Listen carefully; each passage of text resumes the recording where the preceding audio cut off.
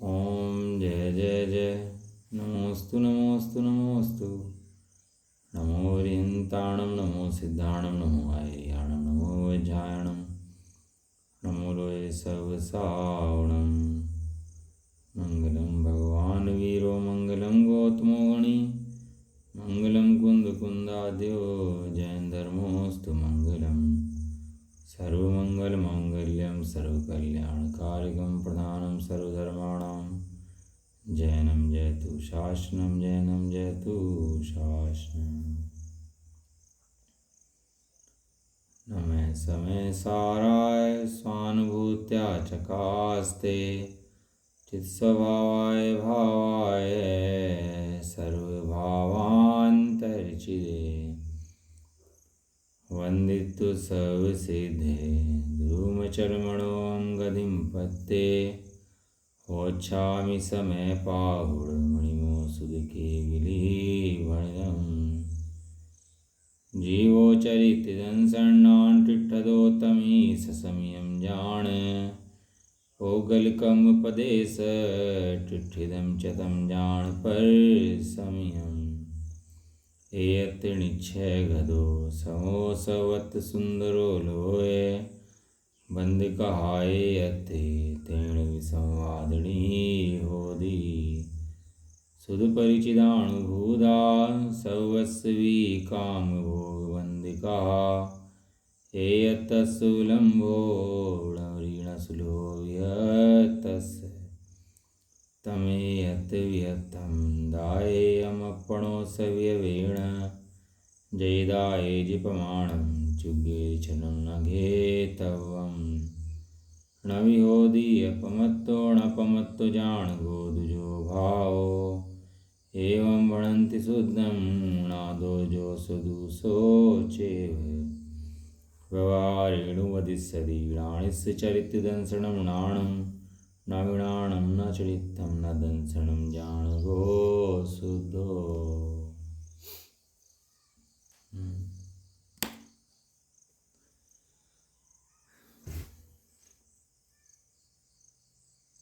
श्री श्रीमद स्वामी ग्रंथ कर्ता क्रम अधिकार कलश नंबर 69 हो गया हमारा 70 नंबर कलश चल रहा था। पढ़ लेते हैं एक बार।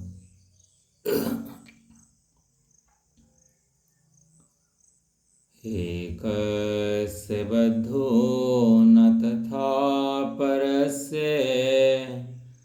चितिदुर्दावीति पक्षपातौ यस्तत् वेदी च्युतिपक्षपातैस्यास्ति नित्यं खलु चिदेव।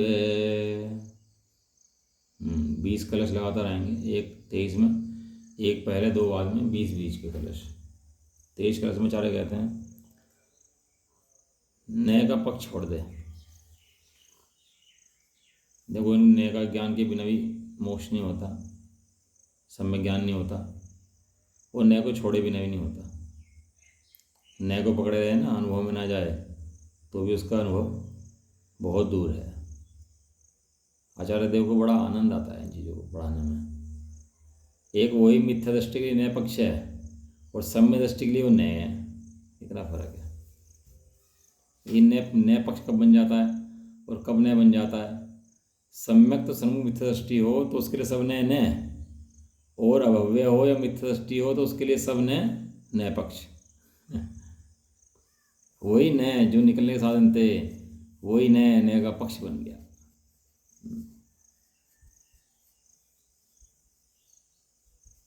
नए पक्ष को छोड़ करके अब तू क्या कर, अब तू आत्मा का अनुभव कर। वो जो आत्मा का अनुभव करता है वो तत्ववेत्ता है, तत्वज्ञानी है, वो स्वरूप को प्राप्त करता है। अन्य नए में पड़े हुए जीव चर्चा कर सकते हैं, बहस कर सकते हैं, स्वरूप को प्राप्त करने में असमर्थ हैं, नहीं करते स्वरूप को प्राप्त। श्लोकार्थ हो गया था इसका। अब इसका जो है भावार्थ चलेगा इसमें, और आज 4-5 कलश ले लेंगे आज इसके, क्योंकि 20 कलश है ना, तो 3-4 दिन फिर पूरे भी करना है। क्या कह रहे, इस ग्रंथ में पहले से ही व्यवहार न्याय को गौण करके, पहले से ही व्यवहार न्याय को गौण करके मतलब जो गाथा लिखनी शुरू करती थी ना पहले से ही, उसे पहले से ही व्यवहार न्याय को क्या बताया था, असत्यार्थ है, भूतार्थ है, बतलाया भी है और असत्यार्थ भी बतलाया है। कहाँ तक चलता है व्यवहार न्याय कि कहता है ना आत्मा ज्ञानमयी है, आत्मा ज्ञायक है, ये भी व्यवहार न्याय कथन है। क्यों? क्योंकि आत्मा के संबंध में व्याख्यान करना, आत्मा ज्ञायक है, आत्मा ज्ञान वाला है, तो अमूर्तिक चैतन्य अभेद मूर्तिक आत्मा, अमूर्तिक आत्मा के अंदर जो भेद करा ना उसके अंदर ज्ञान वाला है, ज्ञायक वाला है, ज्ञायक है, ऐसा भेद भी करा ना, सो क्या क्या हुआ, सो उसका नया पक्ष खड़ा हो गया, सो नया खड़ा हो गया। कौन सा नया खड़ा हो गया? व्यवहार नया खड़ा हो गया। कब तक चलेगा ये? जब तक अनुभूति में ले जाकर नहीं छोड़ देगा तब तक। और निचले न्याय की अपेक्षा ऊपर नीचे वाला निश्चय और ऊपर वाले की अपेक्षा नीचे वाला व्यवहार। अब एक न्याय कह देगा शरीर जो है वो जीव ही है, लेकिन जब ऊपर वाला खड़ा होगा कि नहीं भैया यह आत्मा का शरीर नहीं है, तो तुरंत ही वो गौण हो जाएगा और निश्चय ने ऊपर हो जाएगा। ये कब तक चलता रहेगा? जब तक सारे न्याय बाहर नहीं हो जाएंगे तब तक चलता रहेगा। सारे न्याय इस नए संज्ञा से बाहर रह जाएंगे और जीव शुद्धात्मक अनुभव करेगा, तब तक इन न्यायों की कथनी चलती रहेगी। एक बच्चा एडमिशन लेता है क्लास के अंदर, बनना हो इंजीनियर, किसी डॉक्टर बनना हो, किसी कुछ ही बनना हो सकता है, तो होता क्या है वहाँ पर, अब पढ़ाई तो बहुत है, लक्ष्य क्या है उसका, डॉक्टर बनना है, इंजीनियर बनना है, लक्ष्य तो उसका वो है। लेकिन चौथी क्लास में, पाँचवीं क्लास में, छठी क्लास में, सातवीं क्लास में है, लक्ष्य कहाँ है उसका, वो डॉक्टर बनना। अब चौथी से पाँचवीं में गया तो चौथी क्लास क्या होगी उसके लिए, हे, और पाँचवीं क्या होगी, उपाधि। लेकिन जब पाँचवीं पास कर ली तो पाँचवीं क्या होगी, और छठी उपाधि। ये गणित कब तक चलेगा? जब तक वो सिलसिला न पहुंचे। हाँ, जब तक वो अपने पूर्ण पद को प्राप्त नहीं कर ले तब तक ये गणित चलता रहेगा। शुद्ध व्यवहार न्याय को गौण करेंगे, शुद्ध न्याय को ऊर्ध करेंगे, व्यवहार न्याय को गौण करेंगे, शुद्ध गुण, और अगला ही न्याय उस व्यवहार के पीछे शुद्ध न्याय कहलाएगा, निश्चय न्याय कहलाएगा।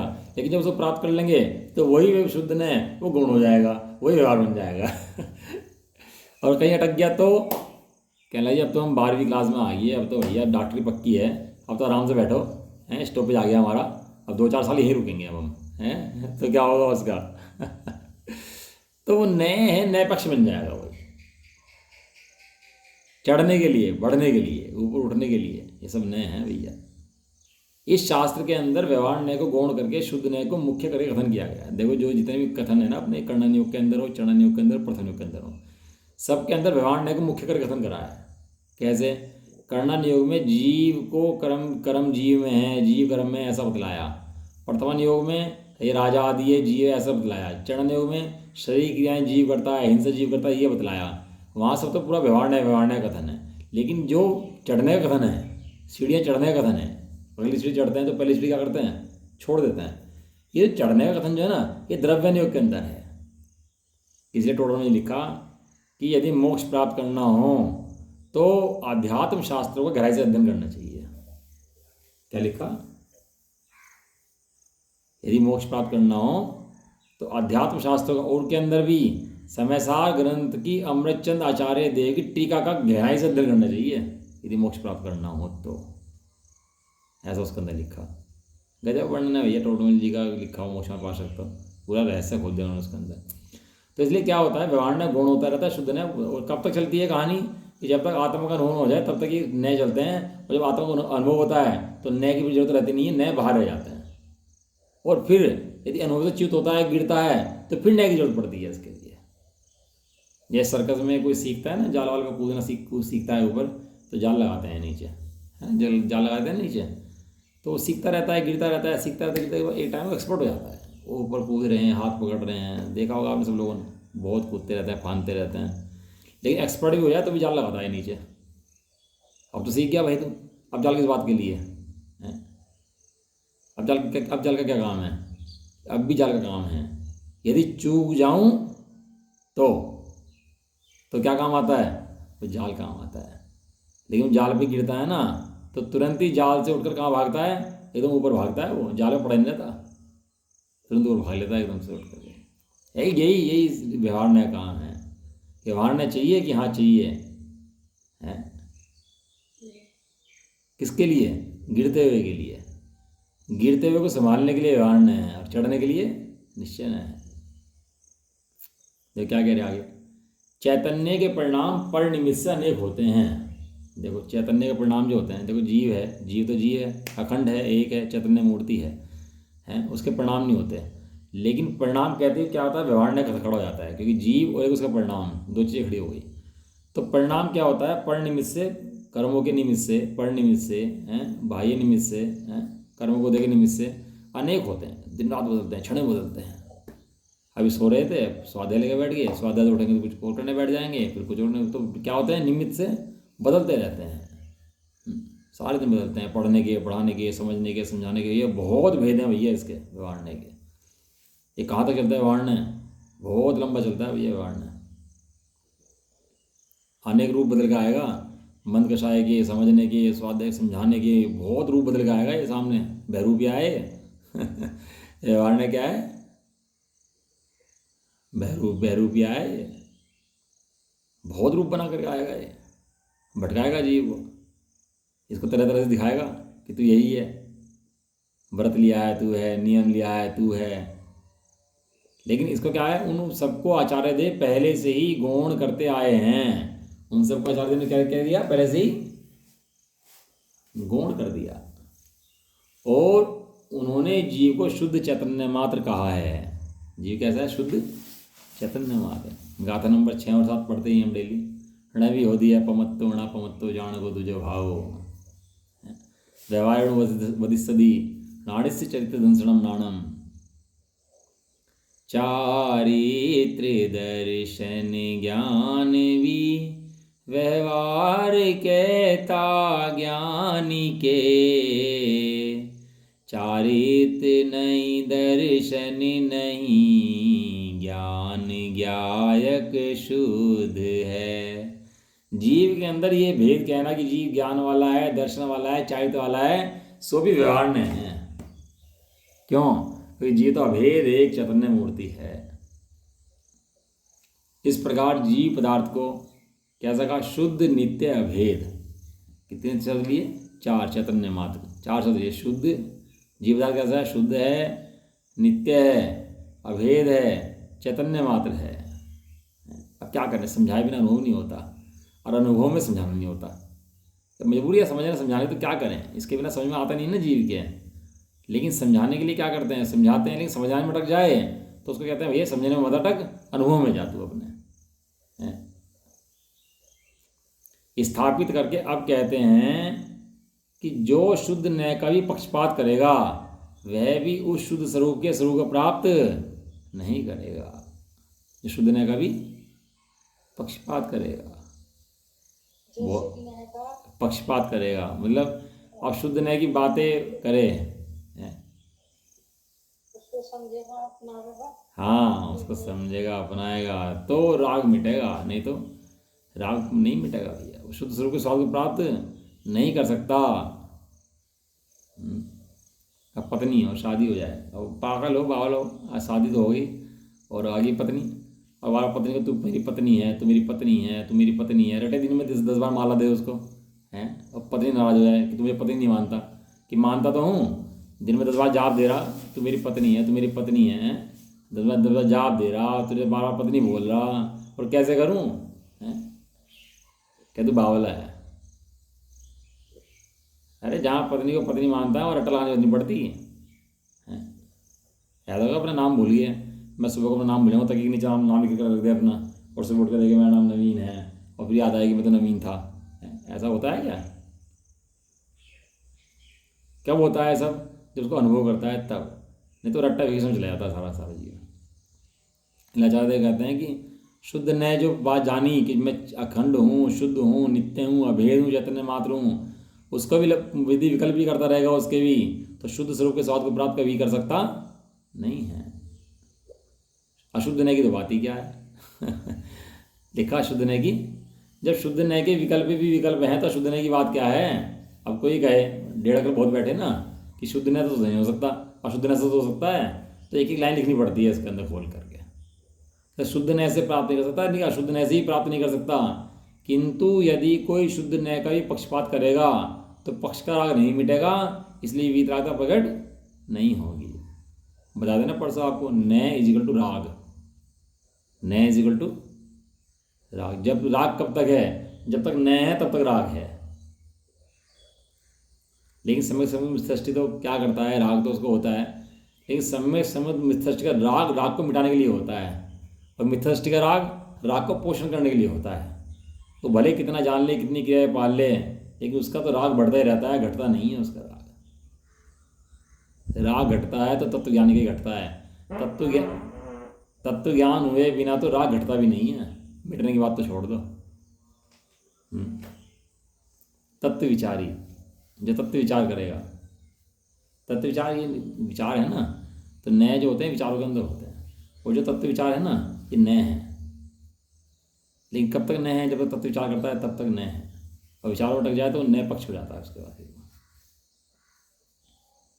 पक्षपात को छोड़कर चिन्मात्र स्वरूप में लीन होने पर ही समय सार को प्राप्त किया जाता है।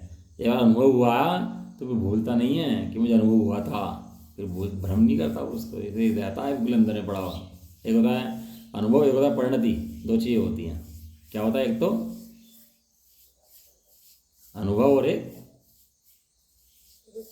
हाँ परिणति। अनुभव हो जाता है तो बाहर भी आया है तो कोई दिक्कत नहीं है, लेकिन परिणति बना रहता है कि मैं ऐसा अनुभव करके आया है। अब मीठा चख लिया एक बार तो पता लग गया ना मीठा कैसा होता है, बार बार जरूरत नहीं पड़ती मीठा कैसा होता है। इसलिए शुद्ध नय को जानकर, पहले क्या करना, शुद्ध नय को जानना जरूरी है। शुद्ध नय को जानकर उसका भी पक्षपात छोड़कर, उसको भी अब ज़्यादा लंबा मत लिपटा है। जब बच्चे होते हैं ना विदेश में जाते हैं तो माँ बाप पैदा करते हैं इनको, तो माँ बाप पैदा करते हैं, पालते पोसते हैं, राग बहुत होता है माँ बाप से बच्चों का। लेकिन अब उसको बाहर विदेश में पढ़ाई करने जाना है अपनी, या नौकरी करने जाना है, तो क्या करता है माँ बाप का भी, क्या करता है राग छोड़ देता है। अब उसको ज़्यादा फैमिली सिकनेस होती है ना तो बढ़ नहीं पाता आगे, और वहीं अटका रह जाता है जिन्हें फैमिली सिकनेस होती है। उसका भी पक्ष छोड़कर, जिस शब्द शुद्ध स्वरूप द्वारा तो यहाँ तक आया था, अब करना मत करना कि इसके द्वारा तो मैं आया हूँ भैया थोड़ा रख लूँ, ये नाव तो मुझे लाइए लाइए किनारे पर, अब इसके अंदर बैठा रहूँ, रख लूँ इसको, हैं इसने मेरी बहुत मदद करी है लाने में। अब ऐसे पक्ष मत कर, उसके पक्ष को भी छोड़कर क्या करना चाहिए, शुद्ध स्वरूप का अनुभव करके, स्वरूप में प्रवृत्ति रूप चारित्र प्राप्त करके वीतराग दशा प्राप्त करनी चाहिए। इसी का नाम वीतराग दशा है, और इससे पहले जितनी भूमिकाएं हैं वे सब राग की दशाएं हैं। समझना समझाना भी एक सीमा तक है, बहुत ज़्यादा नहीं कि पता लगा एक चीज़ में अटका रह जाए इसी समझाने में ही, और बड़ा अनुभव का पता ही नहीं लगता। ये जितना चढ़ना नहीं आता है ना, जितना कर्ण योग के कर्म की पकड़ते हो खेल आता है, वो सब इस अनुभव से ही आता है। सारा धर्म की शुरुआत जो होती है वो इस अनुभव से ही होती है, अनुभव स्वाध्याय के द्वारा होता ही है वो, तो जो समझना समझाना है तो कोई बात नहीं। अगला कलश नंबर आता है 71। अब लगातार 20 कलश, इसके 19 कलश हो जाएगी, चलेंगे ना, पढ़ लेते हैं इनको अब, है ना। भावार्थ इसके अंदर बड़ा आया है, बाकी में भावार्थ इसमें नहीं आएगा, इसमें थोड़ा भावार्थ आएगा, तो इस तरह ये सब आएगा। पढ़ते हैं जरा, उठा लो भैया। एकस्य मूढ़ो न तथा परस्य चितिद्योर्दावीति पक्षपातौ यस्तत्वेदी च्युतिपक्षपातस्यास्ति नित्यं खलु चिदेव। सारे कलश सेम है, केवल एक शब्द बदलेगा हर कलश के अंदर, कि मूढ़ो रक्तो एक है, एक शब्द बदलेगा, बाकी सारा कलश सेम का सेम रहेगा पूरा का पूरा। कि एक ने कहता है ऐसा है, एक ने कहता है ऐसा है, लेकिन अनुभव दोनों ने से पार है, अनुभव दोनों ने नहीं है। श्लोक आप जी मूढ़ है मोही है, ऐसा एक नए का पक्ष है, और वह मूढ़ नहीं है ऐसे दूसरे नए का पक्ष है। एक ने कहता है भैया जी मोही है, एक ने कहता है जी मोही नहीं है, ये दो नए के दो पक्षपात हैं। पूर्ण अधिकार में पढ़ा था हमने कि मोह रहित आत्मा का अनुभव करो। जिस आत्मा के अंदर मोह है ही नहीं, आत्मा के अंदर मोह है क्या, पर्याय में मोह हो तो हो, लेकिन मेरे द्रव्य स्वभाव के अंदर मोह है क्या, नहीं, वो तो निरपेक्ष है।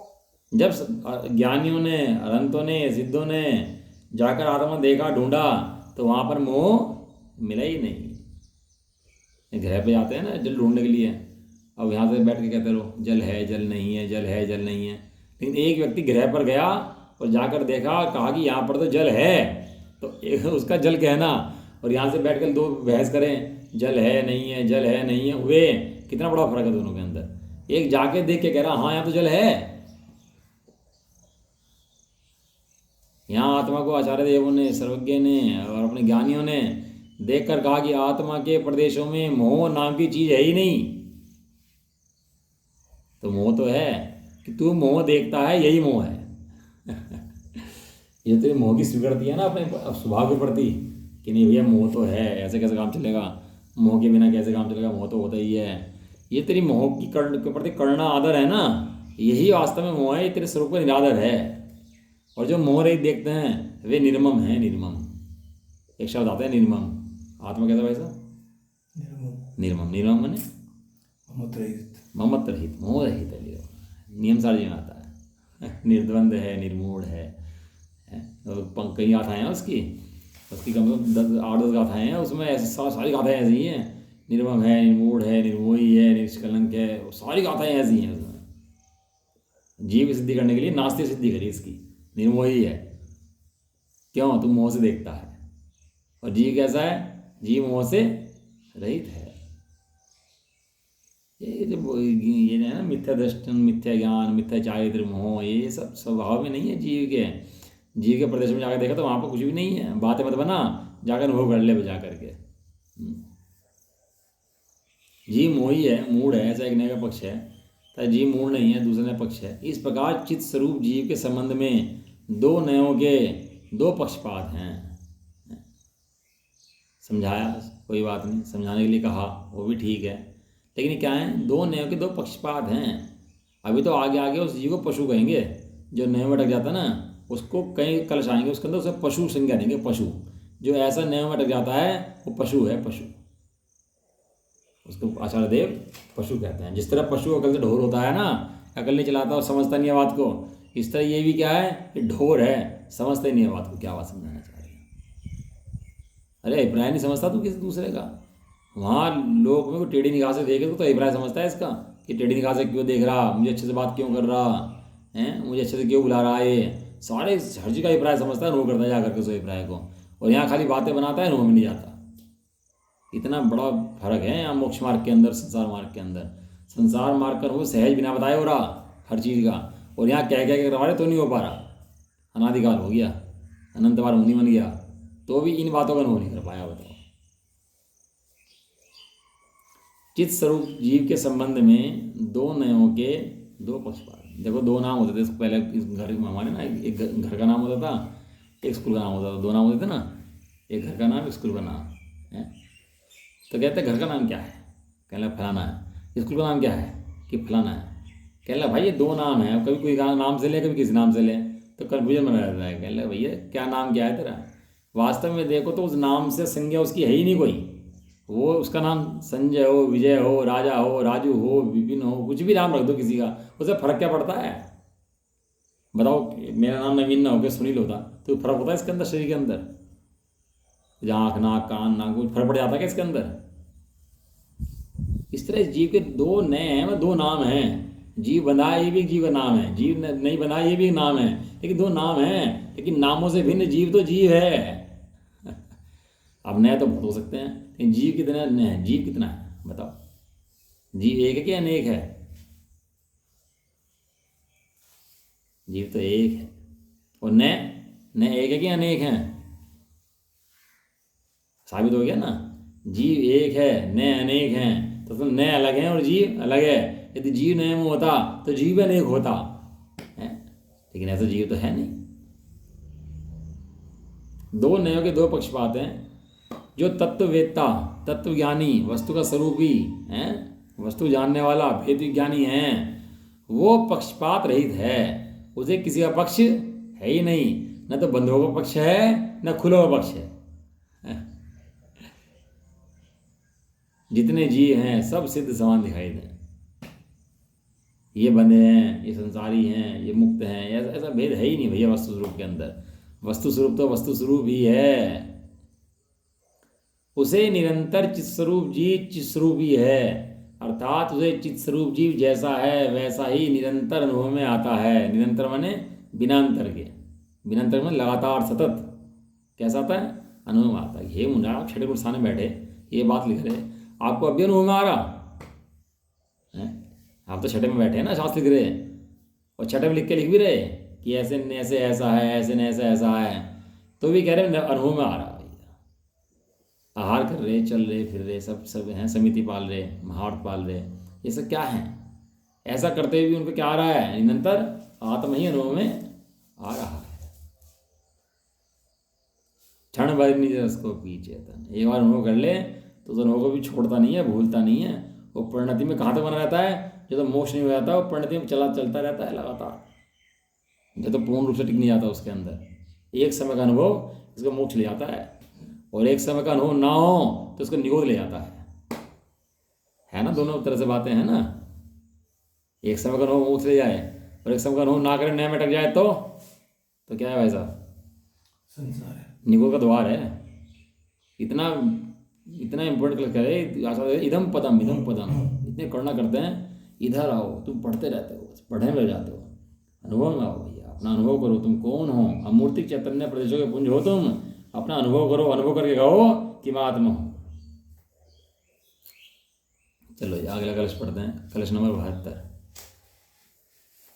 एक रक्तो न तथा परस्य चितिद्योर्दावीति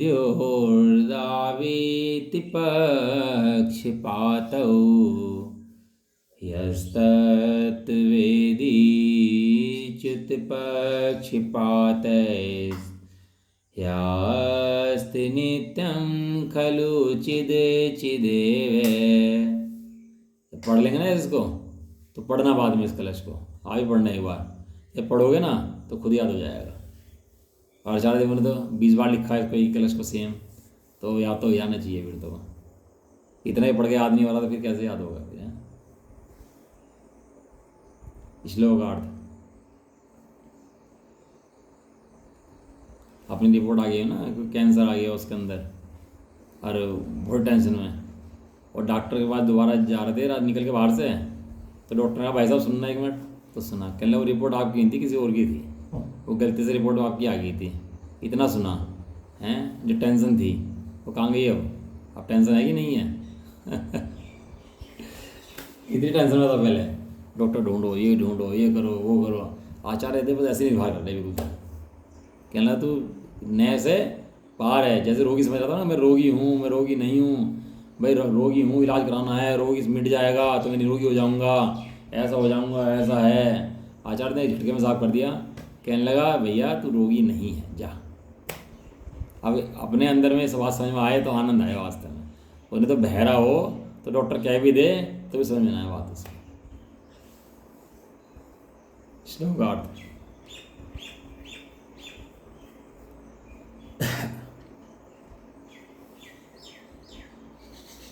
जीव रागी है, ऐसा एक नए का पक्ष है, और वह रागी नहीं है, ऐसे दूसरे नए का पक्ष है। बाहर में पिटाई होती है ना जीव की सारे दिन, ये करो वो करो, ये करो वो करो, सारा दिन दुखी रहता है। अब करने का नाम पर दुखी हो गया है, ये करो वो करो, अनुभव करो, ये अनुभव करो, ये भी कहना वास्तव में व्यवहार है।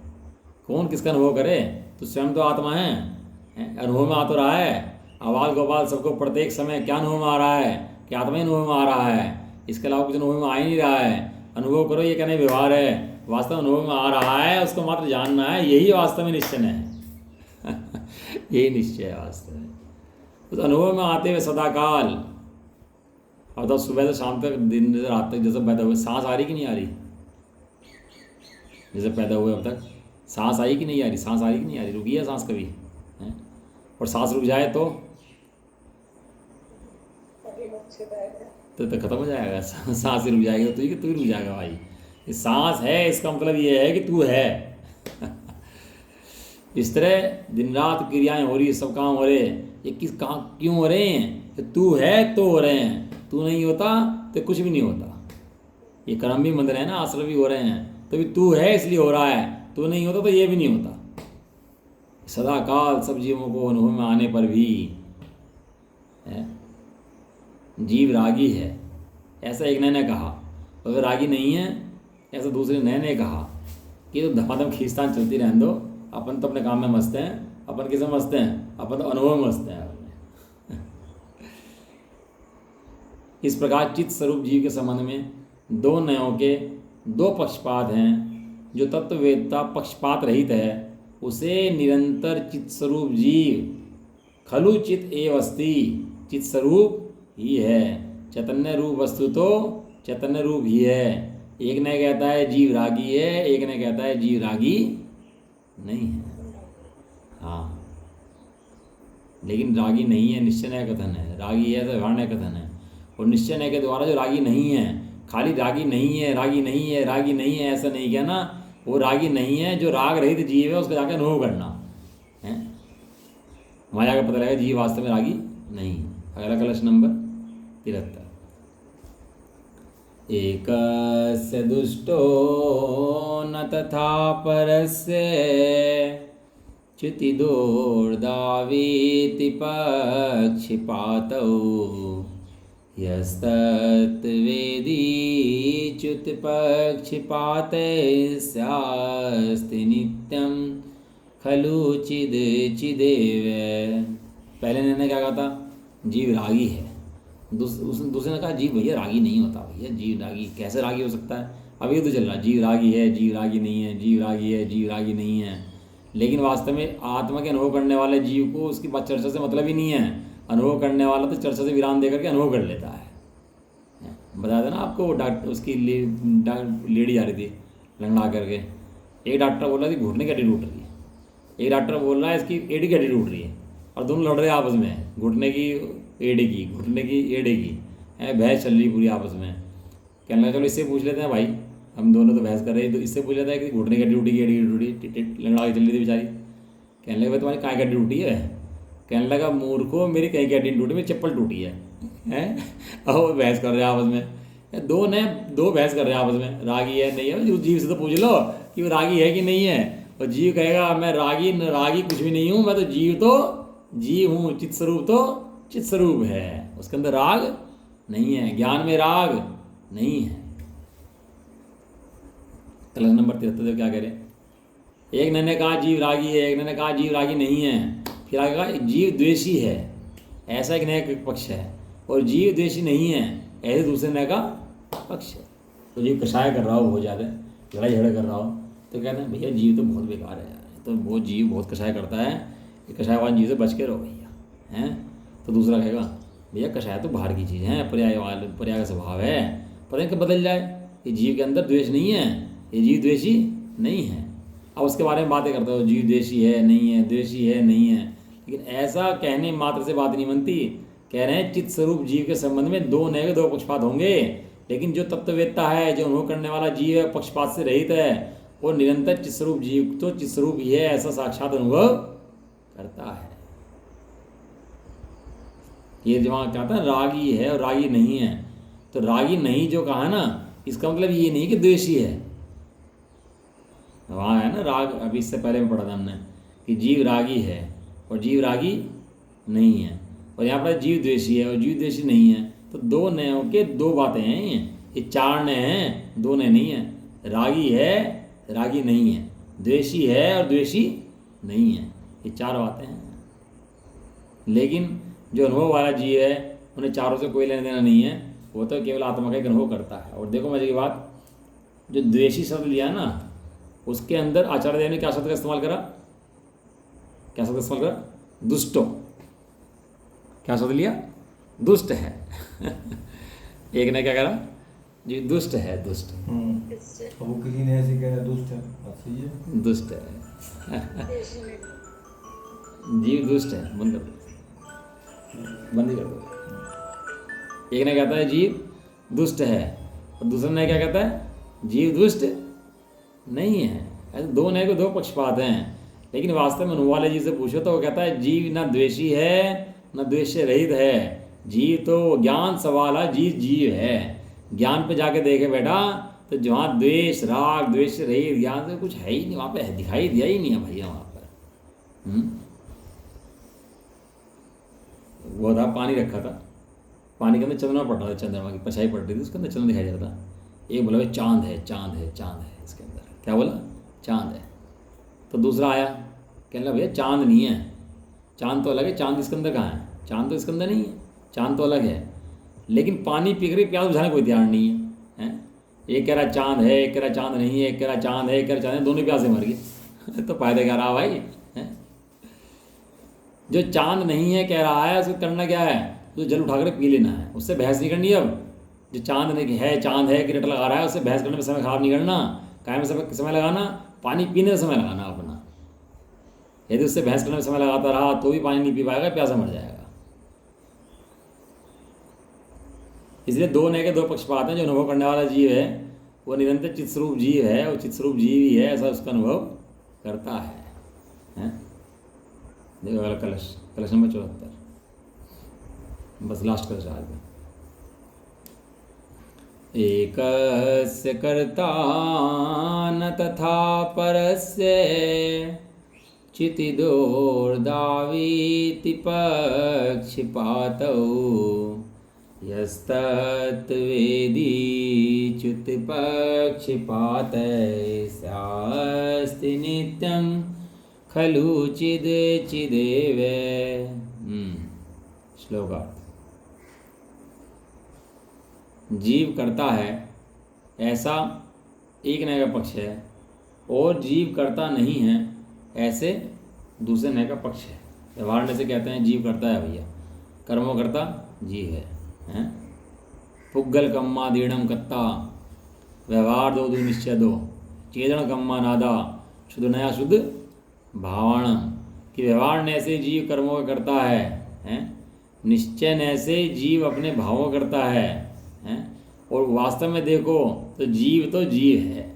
उधर संग्रह गाथा है, उसके अंदर तीन चीज़ें ली, ये दो चीज़ें व्यवहार निश्चय लिया, उसके अंदर जो अशुद्ध परिणाम और शुद्ध परिणाम वे भी जीव के घटाए व्यवहार से। पुग्गल कम्मा दीढ़म कत्ता, पुद्गल कर्मों करता है जीव, कैसे? व्यवहार से। ऐसा ही नया का पक्ष है। दूसरा ना कहता है नहीं भैया जीव तो अपने भाव करता है, ये निश्चय नया पक्ष है। लेकिन उसमें लिखा वास्तव में जीव तो जीव है, जीव निश्चय व्यवहार रूप उसका करता नहीं है। जीव करता है ऐसा एक पक्ष कहता है, करता नहीं है दूसरा पक्ष कहता है। इस प्रकार चित्त स्वरूप जीव के संबंध में दो नयों के दो पक्षपात हैं। सामने जीव खड़ा है, जैसे वो होता है ना, कोई आरोपी बना दिया किसी को, पुलिस वाले ने पकड़ लिया, आदमी सही था और पकड़ लिया और कोर्ट में ले गया। अब कोर्ट में ले जाकर सज्जन व्यक्ति है, सत्यवान व्यक्ति है, और ले जाकर कोर्ट में खड़ा कर दिया उसको।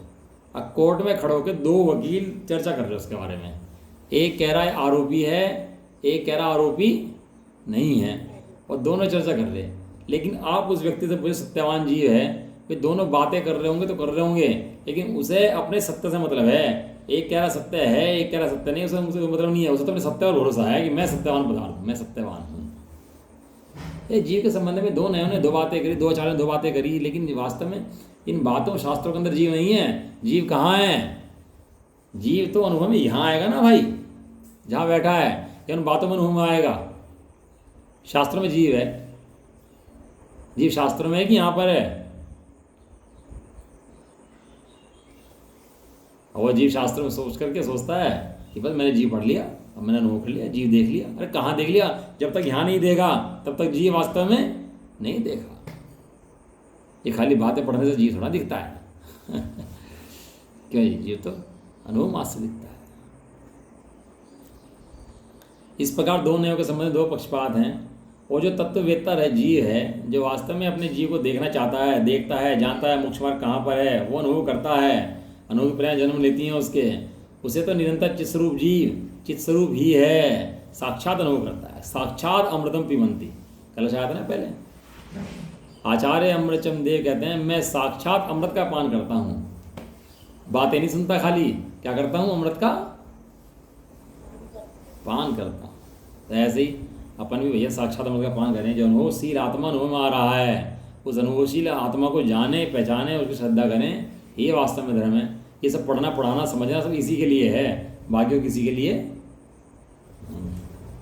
चलो, निज निधि निज में बताई, यह अनंत उपकार है उसके लिए, जिन वाणी माँ को वंदना शत बार है। 99वां मंत्र।